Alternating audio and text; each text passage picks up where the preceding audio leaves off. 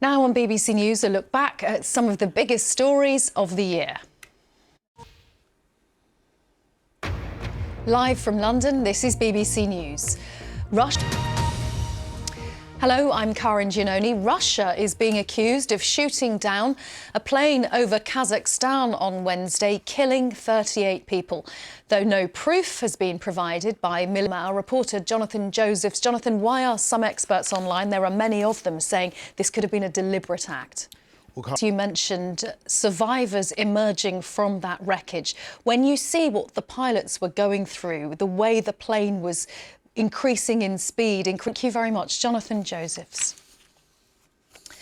Now, commemorations have been held in countries across the Indian Ocean to mark the 20th. Now it's time for a look at all the Boxing Day action in today's sport with Hugh. Hi. Opposition politicians in South Korea have filed a motion to impeach the acting president as the country's political crisis continues. Han Duck-soo has been in the job for less than 2 weeks. He took over after the president was impeached for trying to impose martial law. Korean speaking to us from Seoul. That is it for me for the moment. See you soon. Now on BBC News, Nobel mines physics and chemistry.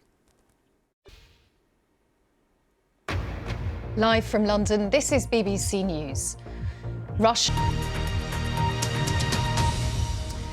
Hello, I'm Karin Giannone. A number of military bloggers and aviation experts have accused. You mentioned survivors emerging from that wreckage. When you see what the pilots were going through, the way the plane was increasing in speed, events are being held across the Indian Ocean to mark 20 years since the tsunami that killed President Han Duck-soo as the country's political crisis continues.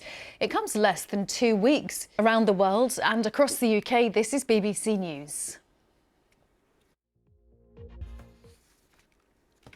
5 journalists have been killed by an Israeli strike in central Gaza.